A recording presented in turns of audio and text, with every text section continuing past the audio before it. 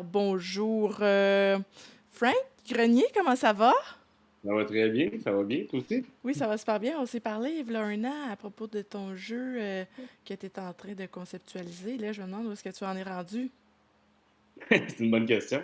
On est rendu à essayer on parle avec des éditeurs un peu, on parle avec des gens dans l'industrie, essayer d'avoir des conseils, des suggestions, voir si quelqu'un qui serait peut-être intéressé à le produire avec nous. Sinon, on évalue l'option du Kickstarter aussi, là. On est rendu là, on a vraiment le goût de le faire, de le mettre en marche. OK. Puis, est-ce que dans la phase de test, est-ce que vous avez découvert des nouvelles mécaniques de jeu? Qu'est-ce que vous êtes en train de faire dans votre phase de test? Ben oui, on a testé. Je sais pas si on a over-testé notre jeu, mais tu sais, on a joué entre 150 et 200 parties de notre jeu en ce moment.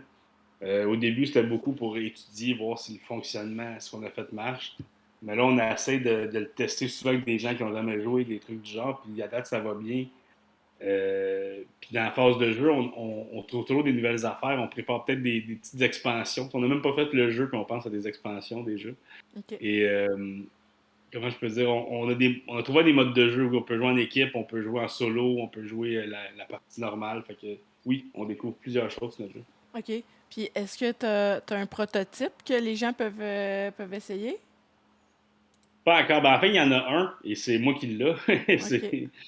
Quand je joue avec des gens, c'est moi qui traîne le jeu partout là, avec mon gros board fait en carton du Dollarama. Là, mais on joue avec, on a hâte de mettre du design là-dedans. Puis tout. Mais non, le prototype, il est ben trop. Les cartes, c'est mon écriture. Là, fait que c'est dur à lire. Là. Fait le plus gros obstacle de mon jeu, c'est de lire ce que j'ai écrit sur les cartes. OK. Puis est-ce que tu as statué sur un titre de jeu maintenant?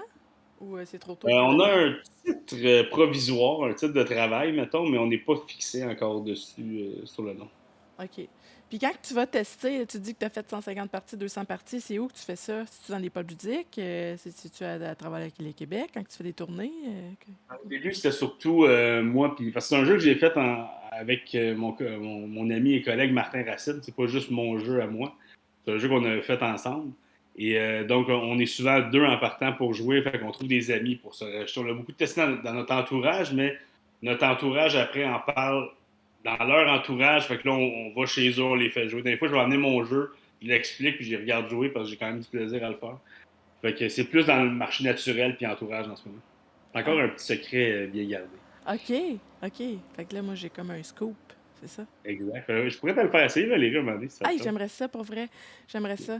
Puis, tu sais, toi, là, comment tu entrevois ça, le développement de ton jeu? Comme tu disais tantôt, tu veux faire peut-être un Kickstarter, mais comment se passe ta relation avec la maison d'édition que tu convoites? Ben, ça va bien, une ouverture, tout, mais on s'est pas rendu ça facile. Là. Je vous explique un peu. On parle de mon jeu tout tantôt, puis les gens savent pas c'est quoi vraiment, mais tout ça est parti d'une idée pour moi de créer un univers. On voulait créer des personnages, des bonhommes, tu sais, un peu. Moi, je suis un gros fan de jeux de société comme Zombicide, comme Smash Up. Même un peu moi, je suis un gros fan de King of Tokyo, mais ça fait un peu moins l'exemple, mais c'est où est-ce que quand tu piges une carte, tu vois qui que t'as, t'es content, t'es pas content, il y a une réaction. C'est ça qu'on voulait créer avec ça, créer des personnages, créer un univers. Donc, dans notre jeu, il y a beaucoup, beaucoup de design, il y a beaucoup de dessins à faire, il y a beaucoup d'illustrations, du graphisme. Donc, disons, je pense que si demain on disait on va en production de notre jeu, ça prendrait quasiment 6 mois, un an à le faire au complet. Donc, c'est là-dedans qu'on est dans les discussions, puis aussi de décider avec la personne qui va le faire avec nous, si c'est pas Kickstarter, de voir est-ce qu'on veut y aller plus sérieux, plus cartoon humoristique. Il y a un style du jeu à définir, on peut aller dans tous les sens en ce moment. Donc, on se garde des portes ouvertes pour voir vraiment c'est quoi le meilleur move. Là, on essaie d'avancer stratégiquement là-dedans. OK. Puis quand que tu dis que, dans le fond, tu y vas stratégiquement, c'est quoi au juste ta stratégie? Tu fais des focus group avec des gens qui seraient intéressés de Oui, on a l'éditer? commencé à en faire. On a des investisseurs indépendants là, parce que, honnêtement, on a créé un jeu que tu finis une game et tu as le goût d'en jouer une autre. Là. Hmm. C'est un peu. Moi, j'avais ce feeling-là beaucoup avec Smash Up, justement, à l'époque. Je sais pas si c'est un jeu que tu es familier avec, Ben Valérie. ouais, j'ai joué à ça C'est fun, plein de fois. Smash Up. Ouais, ouais, c'est le Dès que fun. nous autres, chez nous, avec nos amis, là, on joue à Smash Up à fini, puis on a le goût d'en jouer un autre, puis de pogner d'autres paquets, puis d'essayer d'autres affaires. Puis c'est un peu l'effet qu'on crée avec notre jeu. Fait que bouche à oreille, dans notre entourage, il y a des gens qui sont suggérés pour investir dans le jeu si jamais on voulait aller peut-être le faire de façon indépendante. Mais on évalue ça, quand je dis stratégiquement aussi, exemple, quand je parlais du design, puis du côté graphique, des dessins, puis tout, si on décide d'investir puis de le faire à notre vision, mais que plus tard on parle avec un éditeur qui lui a une autre vision, on aurait fait ça un peu dans le vide. OK. OK, La je première. comprends. Dans le fond, c'est comme au niveau du design puis l'illustration, c'est aller chercher un certain créneau, c'est ça? C'est ça, puis on le sait pas encore dans le sens que si on le fait par nous-mêmes, on va décider. Mais si on le fait avec quelqu'un d'autre, ou des investisseurs ou des éditeurs ou des choses comme ça, là, on va vouloir avoir leur input là-dessus parce que ça va être une décision qui va regarder tout le monde impliqué dans le projet. OK. Puis toi, t'es-tu du genre concepteur bien ancré, genre, toi, ta création, y a rien qui change ou t'es comme malléable, t'es plus, tu t'adaptes? Un mélange des deux, mais je suis assez malléable dans le sens que je connais le jeu, Si quelqu'un va enlever quelque chose que je sais qui fonctionne, je vais me battre pour. Mais si c'est quelque chose que je fais, je suis très. Exemple, je suis quelqu'un dans la vie qu'on peut me dire telle affaire, puis je vais, ah ben oui, c'est vrai, puis on va l'adapter en conséquence, on est bien ouvert. C'est un peu, moi je suis humoriste dans la vie, je suis auteur. C'est la même chose avec un texte. S'il y a un gag qui est vraiment fort, puis tu veux l'enlever, mais je vais m'ostiner un peu dans le sens de donner une autre chance, on va l'essayer. Moi, je l'ai vu marcher. Mais si tu me dis, hey, ce gag-là que je trouve moins fort, on l'enlève-tu, je vais, ben oui, ou on va en trouver un autre ou quelque chose. J'ai la même approche un peu avec le jeu, parce que ça a été ça. On est rendu, c'est peut-être la version 4 de notre jeu qu'on roule en ce moment. T'sais. Entre la version 1 et la version 4, il y a des éléments qui sont restés intacts, qui n'ont jamais bougé. Et il y en a plusieurs, il y en a qu'on a changé plusieurs fois aussi. Donc, je pense que le fait de. Martin Racine aussi, mon co-créateur, est également un humoriste et auteur. Donc, le fait qu'on ait deux comme ça, avec cette vision-là, fait qu'on n'hésite pas à sacrifier quelque chose qui marche pas ou qui marche un petit peu. On veut juste des choses qui marchent. OK. Un peu comme en humour. Donc, c'est cette approche-là qu'on utilise. OK. Fait que dans le fond, t'es en rodage. Ton jeu est en rodage. Exactement. On rode le jeu, c'est ça. OK. Puis, dans le fond, que- est-ce que ça va être un jeu grand public ou ça va être un jeu plus niché pour les joueurs invétérés, là? Ben, je le sais pas. Je vais te le dire honnêtement, Valérie. Je le sais pas parce que c'est un jeu qui a plusieurs éléments, mais qu'une fois que tu joues un tour et tout se place, c'est assez facile. Ça a l'air plus imposant que celui-là. Mais comme pratiquement tous les jeux, tu sais, tu amènes King of Tokyo devant quelqu'un, ils vont dire hey, ça a l'air compliqué, puis je joue un tour, puis c'est super facile. Ouais, ouais. Je pense qu'on a ce genre de jeu-là. Mhm. Mais il y a des petites notions pour les joueurs qui sont plus aguerris. Il y a des moves stratégiques, des choses que tu peux faire pour avoir plus de fun pour toi. Mais si tu es un joueur qui joue de base, mais il y a aussi des choses pour toi dans le jeu. OK. Donc on est un peu entre les deux. On n'est pas trop niché, je crois. Mais faut aimer jouer à des jeux au moins un petit peu, je pense. OK. OK. Mais c'est à partir de quel âge qu'on peut commencer à jouer à ton jeu? Bon, on est encore en train de le tester, mais tu sais, moi ici, ma femme, elle a deux enfants. Moi, je suis un beau-père dans la vie. OK. Et ses deux filles ont 10 et 12. Et la semaine dernière, la fille de 10 ans a joué une partie avec moi et mes amis. Elle a joué au complet tout seul, puis elle a gagné, la petite maudite. Euh, elle a 10 ans, puis elle a joué. Elle avait déjà joué une partie quand elle avait 9 ans aussi. Mais OK. je sais pas. Des fois, il faut l'aider avec certaines tournures de phrases, mais c'est OK. tout. Tout le reste, la mécanique du jeu, tout comment ça fonctionne, ça elle le maîtrise super bien. Des fois, c'est juste cette phrase-là, ça veut dire quoi. OK. Fait que, tu sais, on l'établit un peu, mais il y a moyen de jouer avec des enfants facilement ce jeu. OK. Puis, au niveau de l'illustration, est-ce que, depuis la dernière fois qu'on s'est parlé, est-ce que tu as trouvé quelqu'un qui va faire tes illustrations? Bon, on a une coupe de potentiel, c'est juste que comme ça revient un peu à ce que je disais tantôt, est-ce qu'on ne sait pas dans quel style on veut aller? Dans le OK. sens que si on veut aller plus humoristique, caricature, c'est pas les mêmes illustrateurs que si on veut y aller en sérieux, un peu badass, là, genre Hearthstone ou Magic. Là, OK. Puis, je sais que tu m'avais parlé que peut-être que Randolph, ça serait peut-être dans tes cordes de collaborer avec eux. Est-ce que c'est encore le cas? ben oui, on aimerait ça. C'est une super belle entreprise pour ça. Puis ils prennent de l'expansion continuellement. On a déjà eu des interactions avec eux autres. On continue ça d'en parler. On a fait une rencontre avec avec les éditeurs là-bas qui nous ont suggéré des modifications, des points de vue, des choses comme ça. Fait que on essaie de pas. Le but, c'est pas d'y aller le plus vite possible, c'est de le faire comme il faut. Puis on est là-dedans. Puis les gens au Randolph à date ont été vraiment gentils avec nous. Puis Mhm. c'est des passionnés de jeu. Ils veulent juste que des bons jeux se fassent. Ah ouais. Fait qu'ils n'hésitent pas à offrir leur aide. Puis on l'apprécie. Là. Puis toi, dans la vie, là, est-ce que tu fréquentes beaucoup les pubs ludiques? Je le faisais plus avant. Honnêtement, avant, j'habitais plus au cœur de Montréal. Fait que je pouvais aller au Randolph à pied ou avec le quartier des spectacles qui est à côté. J'étais souvent rendu dans le coin. Fait que là, j'y allais quand même plus. Depuis que là, j'ai vieilli, j'ai ma petite maison en banlieue, disons que c'est ma cuisine qui est rendue mon Randolph personnel. OK. OK. Puis tu peux jouer combien d'heures par semaine à peu près au jeu? À tous les jeux confondus? Euh, Par semaine, je peux dire entre 2 et 4 heures, je dirais. Là. Je varie entre les jeux vidéo aussi, puis j'aime beaucoup les jeux en général. Ouais. Fait que, ouais, mais on joue, mettons, 2 à 3 parties du jeu quasiment par semaine. OK.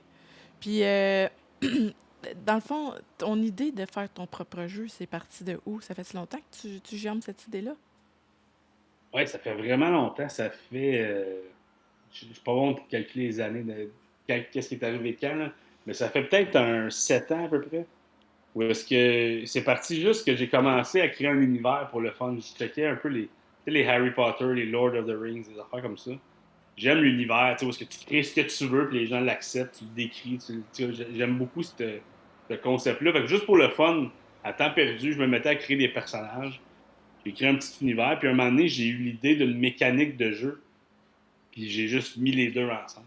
J'ai mis l'univers avec la mécanique de jeu. Et ça, c'est quelque chose que je faisais, quand je dis à temps perdu, des fois, je m'embarquais là-dessus pendant 2, 3 jours par année. Là. C'était vraiment minime, minime. Et ce qui est drôle, c'est que juste avant la pandémie, on est allé dans le sud pour un voyage. Et moi, j'ai de la misère des fois à lire sur la plage, des choses comme ça. J'ai besoin de bouger. J'aime les jeux, je vais aller jouer aux jeux de géo sur la plage. Là, tu sais, je cours après ça. Fait que j'ai décidé d'amener juste mon univers. Au pire, c'est ça qui va m'occuper. Je me suis remis là-dedans, je l'ai travaillé, puis 2 semaines après, c'était la fermeture de la pandémie. Tout. Donc, je me dis, si je le fais pas pendant la pandémie, je le ferai jamais, ce maudit jeu-là. Donc, on s'est lancé dedans, puis fait que ça germe depuis vraiment longtemps. Mais c'est vraiment depuis que j'ai présenté mon projet à Martin, puis il a embarqué avec moi, puis là, on se challengeait, puis on bandait nos idées, puis on était deux à tester. C'est parti de mes idées, mais c'est devenu notre jeu. On est vraiment les deux à l'avoir créé. Et c'est vraiment le fun. C'est d'un projet que tu penses qu'il ne se fera jamais, que tu fais juste pour le plaisir, puis à un moment donné, il prend forme où est-ce que mes amis, il y a un de mes très bons amis la semaine dernière, c'était sa fête. Et pour sa fête, il voulait jouer à mon jeu avec ses amis. Ouais, c'est Les bien gens, cool. ah oui, il est le fun, notre jeu. Fait qu'on essaie juste de. Tout le monde qui joue, j'ai des amis qui n'aiment pas les jeux de société. Puis 10 minutes plus tard, ils fist bump dans les airs puis ils crient dans ma cuisine parce qu'ils ont gagné quelque chose. Tu sais. Ah, j'aimerais ça l'essayer, ton jeu. Il va falloir. Ouais, ouais. Puis, en terminant, je veux savoir, tu disais entrevoir peut-être l'idée d'un Kickstarter. Est-ce que c'est quelque chose pour toi qui est envisageable ou t'aimerais mieux de te faire éditer par une grande maison d'édition? Euh, le plus transparent possible. J'aimerais mieux être avec une maison d'édition qui a déjà de l'expérience là-dedans. Comprend, mais on veut quelqu'un qui embarque avec nous dans le projet, pas quelqu'un qui voit ça comme du fast-food. Là. Mais tu sais, parce qu'on a pris le temps de créer environ, il y a peut-être 170 personnages dans notre jeu. On a pris le temps de créer l'univers, fait qu'on on veut quelqu'un qui va en prendre soin avec nous autres. Mais moi, je respecte beaucoup l'expérience dans la vie, fait que les gens qui sont dans ce domaine-là puis qui œuvrent là-dedans, c'est quelque chose qui est très intéressant pour nous. Mais si jamais le fit n'est pas là ou on n'a pas d'ouverture, on va envisager le Kickstarter. On a déjà des gens qui nous poussent un peu vers le Kickstarter, qui veulent embarquer et qui veulent investir de ce côté-là. OK. Mais on peut vraiment prendre le temps d'évaluer nos options avec les éditeurs déjà en place. OK. Puis, tu sais, on sait que ça bouge beaucoup là, dans la maison, des maisons d'édition, puis qu'il y a Hachette Livre qui a acheté, qui est actionnaire avec Randolph, puis qui a acheté Scorpion Masqué. Comment tu entrevois ça, toi, au niveau là, du développement du jeu de société au Québec? Ben, ça doit être quelque chose de positif. Comme je dis, moi tous les gens que j'ai rencontrés dans l'industrie du jeu, là, je parle comme s'il y en avait 1000, là, mais j'ai rencontré quand même une dizaine de personnes qui sont dans l'industrie du jeu de société de manière régulière, hebdomadaire, quotidienne. Mhm. Sans exception, c'est tous des passionnés de jeu. C'est du monde qui en mange, qui triple là-dessus. Donc, comment je peux dire? Je pense que j'avais entendu aussi qu'ils s'encouragent beaucoup entre les maisons d'édition. C'est pas une guerre, c'est pas une compétition. Ouais, En tout moi cas, aussi, peut-être j'ai que je me entendu trompe, ça. c'est ce que j'ai entendu. Ouais, ouais. Et c'est tous des passionnés. Fait que c'est des gens que si le jeu il est bon, on veut qu'il se fasse quelque part, on veut qu'il existe le jeu puis qu'il ait sa propre vie. Puis si jamais je peux t'aider à le faire avec quelqu'un d'autre, je vais quand même t'aider parce que je suis un gars qui aime les jeux. Tu sais, c'est le sentiment que j'ai senti vraiment en leur parlant. Fait que, est-ce que c'est une bonne ou une mauvaise chose? Moi, je pense que plus il y a de passionnés, mieux c'est. Fait que si on a fait l'acquisition de d'autres maisons d'édition, ça doit pas être pour les faire dormir, ça doit être pour créer d'autres jeux puis avoir d'autres opportunités. Fait que, d'après moi, ça doit être une bonne chose. Ouais, moi aussi, d'après moi, je pense que c'est une bonne chose. Puis, de ces Mm. temps-ci, tu joues à quoi, là? T'es assis, écoute, je joue à mon jeu. C'est ça qui arrive. On a joué 3 4 parties juste cette semaine après avoir passé peut-être un mois ou deux sans jouer. Donc, il est OK. revenu à la surface, mais sinon, c'est quoi les jeux? Je veux ressortir Descent. Tu connais ça, Descent? Descent. Je sais pas si je le prononce comme fou. Non, C'est un jeu un ça me dit peu. rien. Comment je peux dire? Ça ressemble un peu à l'univers Magic, des choses comme ça, ou Donjon Dragon. Là. OK. Fait que, c'est vraiment le fun. T'es une couple d'amis qui sont les gentils, puis t'as un ami qui est le seigneur du mal qui essaie de battre ses autres amis. Puis c'est une campagne sur plusieurs missions. Fait que tu gardes tes acquis d'une mission à l'autre. Puis moi, on a un ami, nous autres, qui aime vraiment ça, être le méchant, puis essayer de nous péter. Là, fait qu'il joue ce rôle-là. Puis OK. mais faut juste trouver du temps pour jouer tout le temps les mêmes personnes en même temps. Mais on a du fun. Sinon, Zombicide aussi, c'est toujours un classique à la maison. Ah ouais, ça, c'était un long jeu, ça. Moi aussi, j'aime Ah, ça. Moi aussi, c'est j'aime un ça. projet, là, mais ouais. Ah ouais, c'est un projet. Faut que tu te mobilises au moins 3 heures pour jouer à ça. T'as tes 45 boîtes, là, tu trouves, tu te noies. Il y a combien d'extensions, ce jeu-là? Là? Il y en a genre, je sais pas, là, 50? Il faut que tu prennes off au moins 2 semaines pour jouer. Là, ça prend de l'espace, du temps. Là. C'est rendu gros. Ah ouais. Hey, merci d'avoir accepté mon invitation. C'est super apprécié. Puis j'ai hâte de jouer à ton jeu. Puis je sais pas quand est-ce qu'on pourrait se setter ça, là, à un moment donné. Hey, on l'arrangera, puis comme je dis, le jour qu'on va avancer, toi, je vais te tenir au courant, puis